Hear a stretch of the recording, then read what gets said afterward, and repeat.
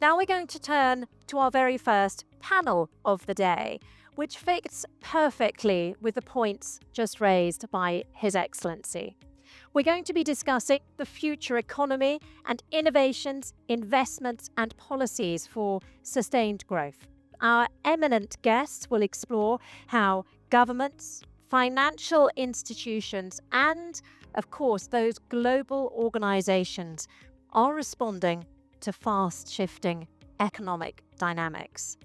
With growing uncertainty around monetary policy, supply chains, and geopolitical alignments, this panel is going to examine the forces shaping the global economy and what is needed to build sustainable growth in the decade ahead. Joining me in the next few minutes on this stage will be His Excellency Rashed Blooshi, Undersecretary of Abu Dhabi's Department of Economic Development, Safaa Tayeb El-Kogali, Country Director for the GCC at the World Bank, Dr. Mahmoud, the UN Special Envoy on financing the 2030 Agenda, and leading the conversation, Razan Salman, Senior Economy and Government Reporter at CNN Business Arabic. Please do welcome them to the stage.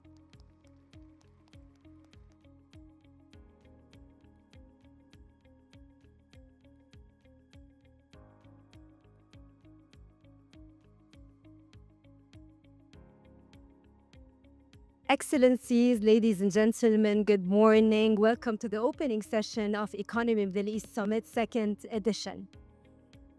We are standing here at a pivotal moment shaping the future of our region and the world. As we convene here in Abu Dhabi, the capital of capital, the city that embodies innovations, ambitions, and connectivity, we are also reminded that the pulse of global economy beats faster than ever, imposing new challenges, but at the same time, opening the doors to new and fresh opportunities and untapped frontiers waiting to be explored. This session gathers some of the region's most insightful minds to explore and examine the road ahead. With that being said, Your Excellency, how did Abu Dhabi manage to build an economic strategy that was capable of securing growth and attracting foreign investments amid all these geopolitical tensions? Bismillah ar-Rahman ar-Rahim. That is a very good question and hard to answer as well at the same time. I will start with the statement that was that we are at the era, the only certainty that we have is the uncertainty. And we've seen in the last few years, especially after 2020 till today, the unexpected issues globally is happening in a very periodic and very repeated manners. And the challenge is, every challenge is different than the other challenge. Economies, how can they be ready? For any economy, it is not a matter of waking up in the morning and fixing something. It doesn't work that way. You need to have a very strong base. I'm talking about a strong base, you need to have a vision. It starts with a vision, clear vision. And that vision has to be adopted by every single entity, person in the society.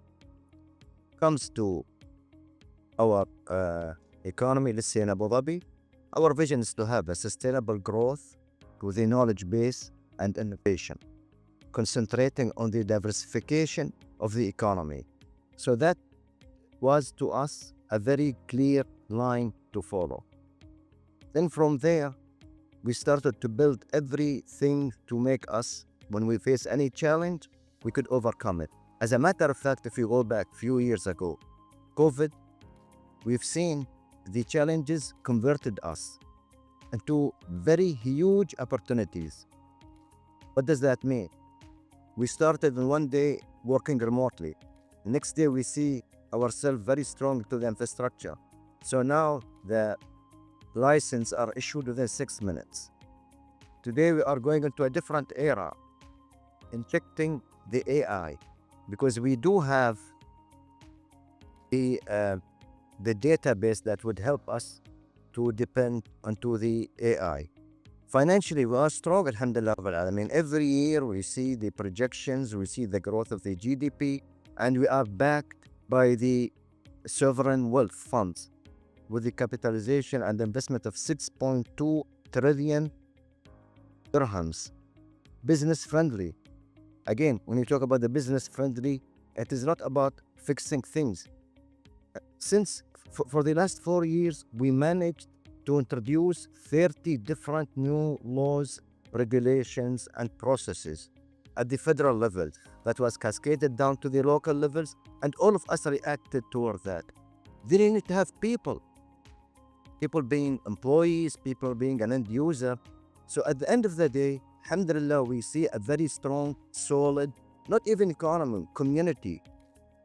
And that is how we overcome every challenge we face. Thank you. Dr. Mohieldin, if you want to focus a bit more on the regions, how do you assess the performance of economies in the Middle East? And in your opinion, what are the main components of building economic resilience? Right. Thank you so much. It's a great pleasure to be here.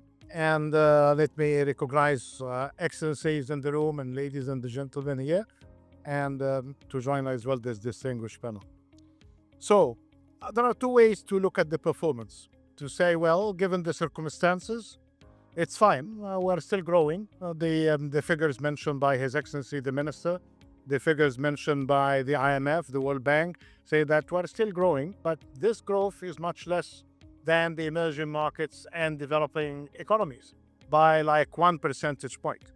And in order to do a serious job, as we know from the great stories of progress in the Eastern Hemisphere, like in what happened in Japan in the past, China, Korea, Singapore, all of these countries that did well for themselves, they need really to do two things: high growth, and that high growth need to be sustained, and this shouldn't be less than 7%. So we need to double the efforts. Of the figures that were mentioned by the CEO of ADGM earlier today, I was very much pleased to see that there is a growth of the non-oil sector that exceeds 6%. We need to see that across the regions, not just as exception. But then at the same time, this issue that was emphasized by His Excellency Rashed now, about the issues about disruptions, vulnerability, volatility, how you really can hold the line, stay the course, as if we are in war. These are normally terms that you see on war movies. But anyways, what we're seeing now of all of these disruptions reminds one of the fast changes that happened before. But actually, these to quote Vladimir Lenin, when he said that decades pass and nothing happens, and then weeks pass and everything happens. Actually, it's not weeks today, it's days. Overnight, you see a change from almost a trade boycott between China and the US, and then to have a temporary kind of an arrangement, and then God only knows what would happen tomorrow. From super liberalized policies in the US few days ago to measures that you would only imagine to take place by a kind of a left-leaning president, when the president of the United States encouraged the pharma sector and to suggest cuts in prices and to impose taxes on the rich. So what kind of policy you need really to have? You need really to diversify, you need to build buffers, you need, as mentioned by the minister as well, build bridges started by more regionalization and more localization of sustainable development. This is the only way that you can do it, and then you can really be more flexible in dealing with that. Buffers, flexibility, and regionalization. What you described is actually really what uncertainty is. Mrs. El-Kogali, the reinforcement of the private sector. How does the World Bank actually assess whether growth strategies are working in the benefit of expanding the private sector? Thank you, Razan, and good morning. It's a pleasure to be with this distinguished panel. Look, I mean, the word commonly used this morning is around diversification. And I think critically for the growth of any economy, diversifying that economy, those sources of growth becomes important. And at the heart of that is the private sector. at the heart of that are the jobs that are created and the employment that expands within the private sector. But how do we measure this? We heard numbers around the non-oil growth in UAE and the contribution of the non-oil sector in Abu Dhabi. How do we measure that? The way we measure this at the World Bank is to definitely monitor certain indicators. It's not easy because it's a number of different strategies that are being implemented in different sectors that come together for an outcome that expands the private sector. And so it's critical to monitor the non-oil sector and its growth. It's critical to look at trends within the labor market and employment, not just jobs created and employment numbers, but also which segments of the society are joining the private sector. And it's the formal private sector because we see in the MENA region a lot of informality. But ensuring that the private sector creates jobs within formal jobs would be very important. We look at trends in FDI. To what extent did countries manage to attract foreign direct investments, and to what extent the domestic private sector was able to grow? So a lot of these, and the environment for the private sector to thrive, the sort of one-stop shops of getting an ID or a license in not days but minutes. I think these are all indicators that tells you those ambitious strategies that are being designed are actually in place to be translated in the private sector. Let me give you an example. So here in the UAE in 2024, GDP expanded 3.7% year on year.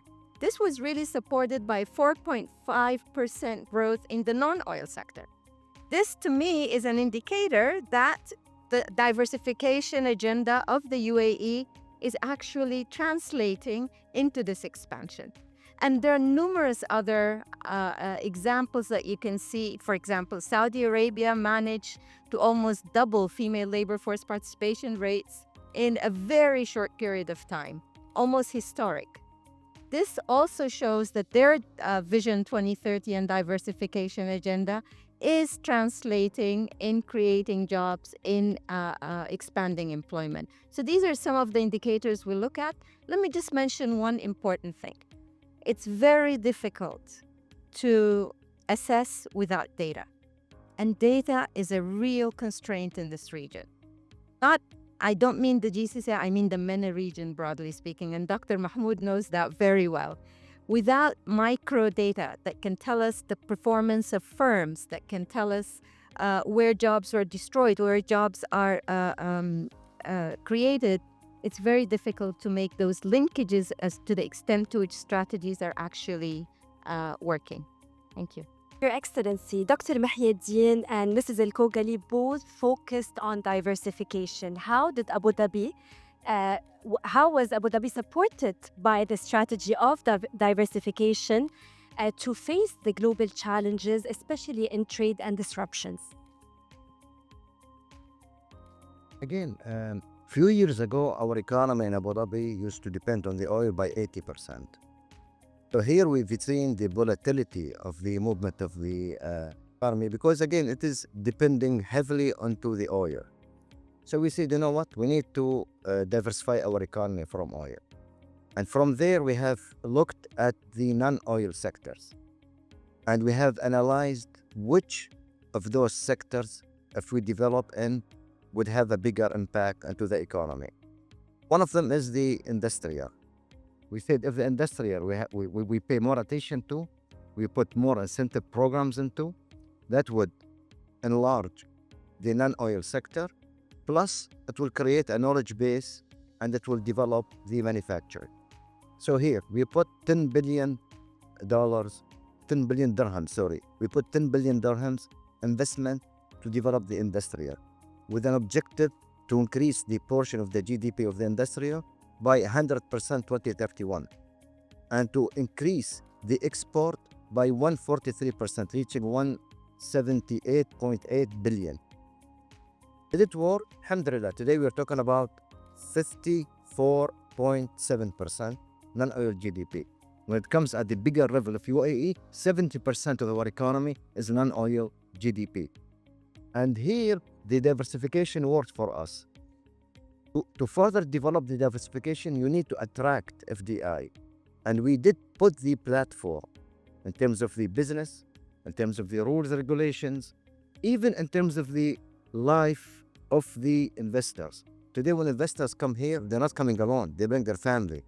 Family, they need shopping, they need entertainment, they need security, we are, alhamdulillah, the safest city for the last 9 years.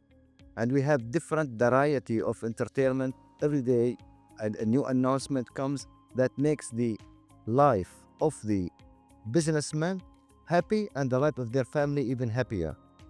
We have made the life of the investors easier in terms of the, for example, 100% ownership, golden visa, personal taxation. So it's an ecosystem. Starts with the economy, life of living, education, and as a result, we see the FDI that we are talking about today, 141 billion is an increase of 12.6%. It goes back to the first point that I mentioned.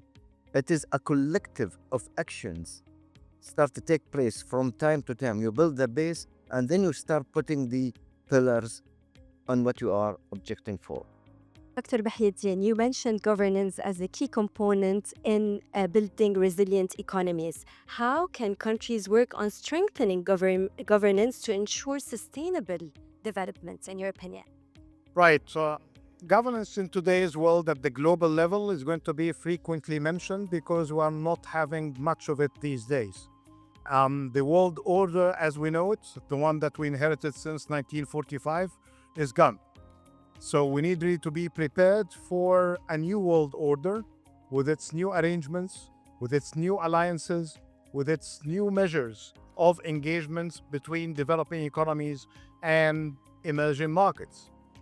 There are lots of people who have been benefiting from the governance at the global level, but there are many countries, including our countries in the global south, our countries in the Arab world, aspiring for a world order that could be more efficient, more inclusive, and apply the rules of governance, which are basically about fairness, transparency, and accountability. And in all these dimensions, we are very much missing today. So there are no reference when it comes to these kind of global arrangements today. The second one, if you don't have one at the global level, and we are going to be missed, especially in areas related to trade. If you have a trade dispute today between you and your partner countries, well, good luck with that. There is no mechanism for settling the rules. If you have an issue of concern like a great shock, the safety net that is there through the governance that we inherited in the international financial system has been very much weakened. So what to do? You build your own regional arrangements. And that's why it's very much admirable what the GCC is doing among itself. What the GCC is doing through partnership, including with the ASEAN. And there is a very big, important summit that's going to be taking place toward the end of this summit, to this month, between heads of state of the GCC and the ASEAN countries with China. There are lots of importance in order to protect your arrangements, because governance allows for businesses to minimize uncertainty and to make the business environment more predictable based on the rule of law. So you need to enhance that at the national level. And at the same time, and this is the case, everybody is aware of what's that meant for when it comes to dealing with matters at sectoral level, when you have some people like ADGM having rules, procedures, and expecting everybody that is aligned and regulated to apply them. So this issue, I think we need to revisit it. But the only worry today that the benchmarks that we used to have are not there almost anymore. And everyone, including, the head of the EU, she said, Ursula von der Leyen, when she said that the West as we know it is gone. Then a good commentator in the Financial Times Martin Wolf is saying, well, the world economic order as we know it is gone. So while all of that is gone, we need really to build our own rules of engagement to enhance predictability, to ensure inclusive growth, and to minimize risks of doing business.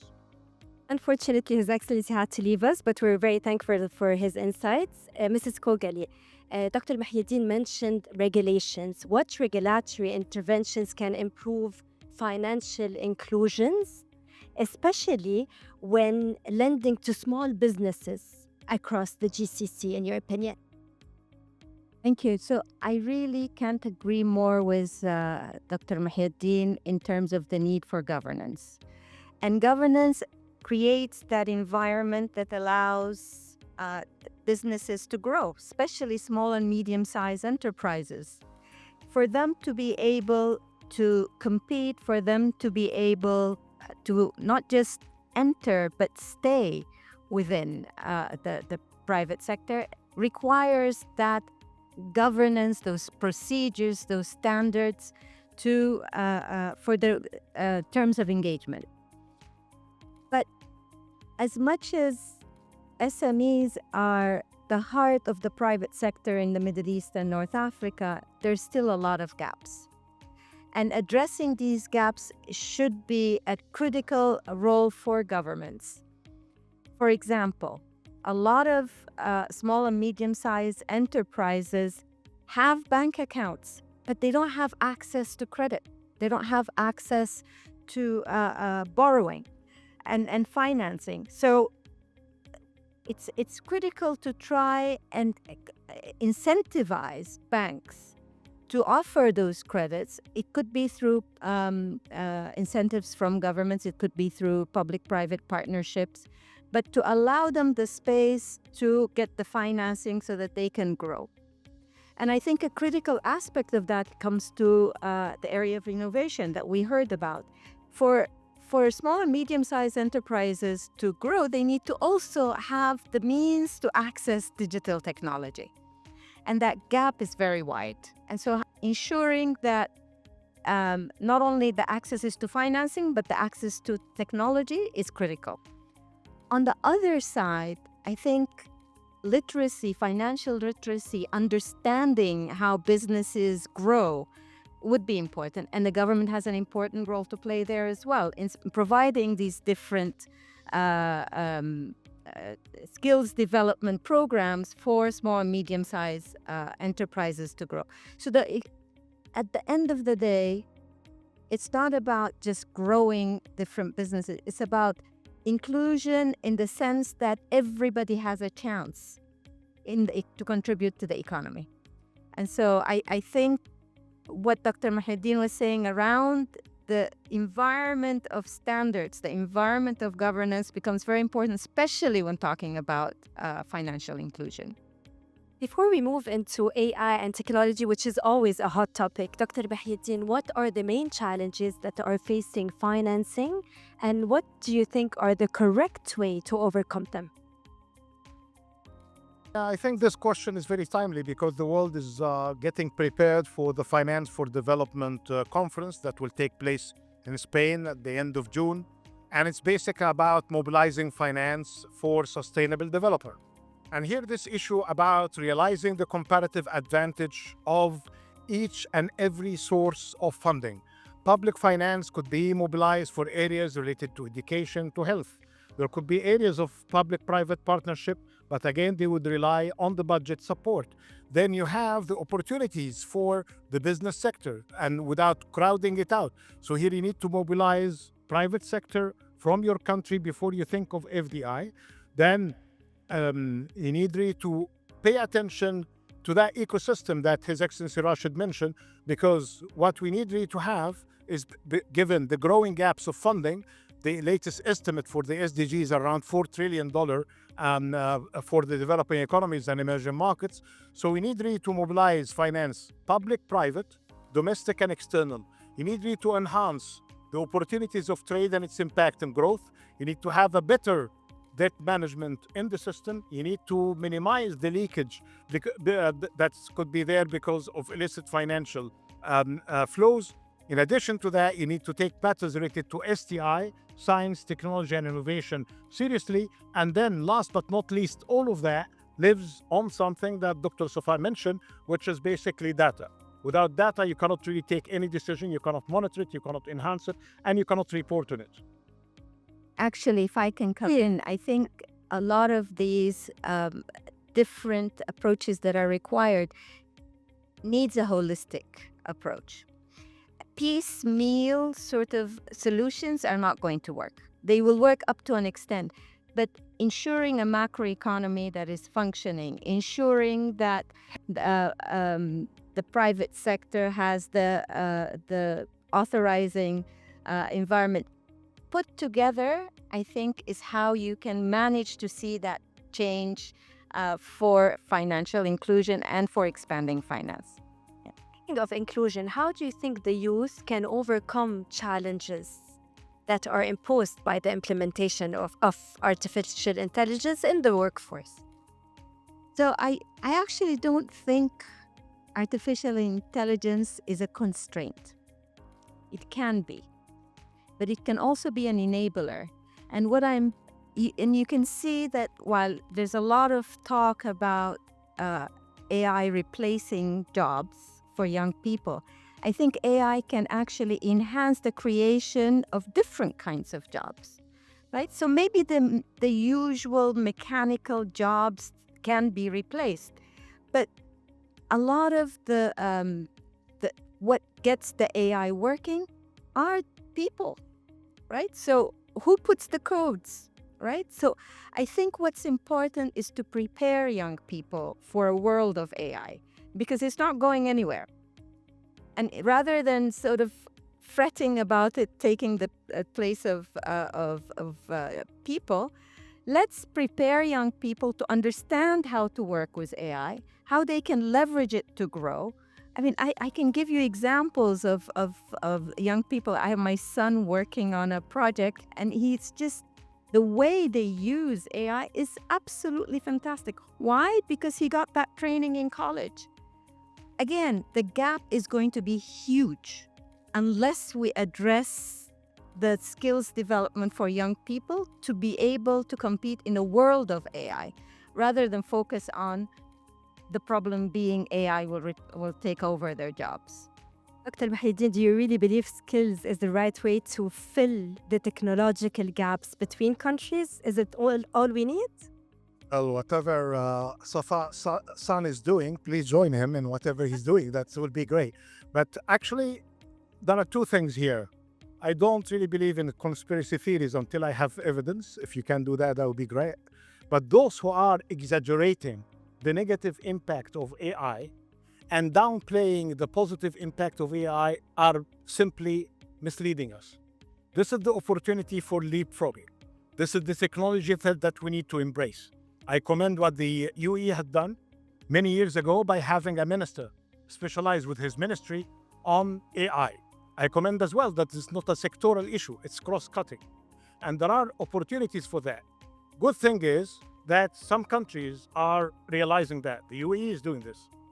Saudi Arabia, day before yesterday, the Crown Prince mentioned the establishment of a big partnership led by the Sovereign Wealth Fund to deal with this issue and to give opportunities for partnership. And this was a focus of the American president visit. But at the same time, I like to see a map. We're talking about the Middle East, the Arab countries. There are two maps I like you to Google now, if you like. One that is developed by the IMF, which is focusing normally in macroeconomy, but they developed an index of readiness. And this is based on regulatory infrastructure, the technological support, issues related to legal framework, investment in education, and all of that. Unfortunately, out of the whole Arab world, only there are 6 to 7 spots around the whole Arab world. Actually, the 22 countries need to be part of that. If you are in doubt about the IMF, check the other index of readiness by Stanford University. This is our opportunity. This is the coming revolution that will enhance areas of productivity when it comes to agriculture and farming, to manufacturing, to services. Lack of it pushed the Europeans through their competitiveness report by Mario Draghi to say, and this is Europe, not a developing economy. And actually, if they are not going to catch up fast with that, they could really be falling into traps of development. They said clearly that they are facing an existential crisis. That existential crisis because of lack of investment in innovation, in R&D, and related areas including energy and security. So this is an opportunity. If anyone comes to you exaggerating the ethical implications, yes, there are issues, but there are safeguards against it. If there is issues related to the short-term impact on labor markets, yes, there could be, but opportunities for creating jobs with high skills, with higher productivity cannot really be denied. We witnessed in this region the first industrial revolution. Second industrial revolution passed without even knowing what its name is. Third industrial revolution came without realizing its benefits. Now there is a revolution happening, and what we have of it, especially in the human capital, because actually we have very good demographics in our region, where many countries have more than 60% of their population under the age of 30, opportunities to get them to learn fast and invest in their human capital is there. Without this, I cannot really see any of what we talk about in diversification, building buffers, doing transactions is going to last. AI, digitalization, embracing science and technology with evidence, this is the way to go. To end this session on a positive note, what is the role of partnerships and connectivity in bridging gaps across all sectors? Who would like to answer this question? We're partners in this. Go ahead. Yeah. Yeah, no, so look, I think not any one entity can do it all alone, right? So partnerships are absolutely critical. I think government, private sector partnerships become important. We at the World Bank are looking at how our support to governments is not sufficient and created a platform to bring in the private sector as well, to think about solutions. I think it's partnerships also not just at the entity level, private sector, government, but these young people need to have a voice. And it's very important to bring them on board when we're looking at solutions, because I think the world that is the future, that is their future, we cannot imagine it here today. Not me, not Dr. Mahmoud, because it's just such a different world. And being able to anticipate and think ahead and work together in terms of what role the government can play in terms of enabling the private sector, what the private sector can do to empower young people. How can we leverage AI companies? So I think working together in a broader partnership becomes absolutely critical. Yeah, let me build on that, but I like to add another P, which is basically the role of philanthropies today. So it's public sector, private sector, and philanthropy through their work in enhancing the role of society as well in the engagement with the business sector and government. And actually, there's the public-private partnership as a concept and a philosophy, and then the partnerships that are basically about building contractual arrangements for long-term with predictability based on rule of law. And actually, for governments, they should really think twice before embracing any project that the private sector can do. It starts from here, start from the budget and the intense incentives for the private sector to engage. And then for governments to work as a last resort for this and get updates when it comes to this issue of predictability of the environment and how can they support the private sector down the road. Unfortunately, time is up. Thank you very much for a very insightful session. Thank you, Excellencies, ladies and gentlemen. Have a wonderful rest of the day.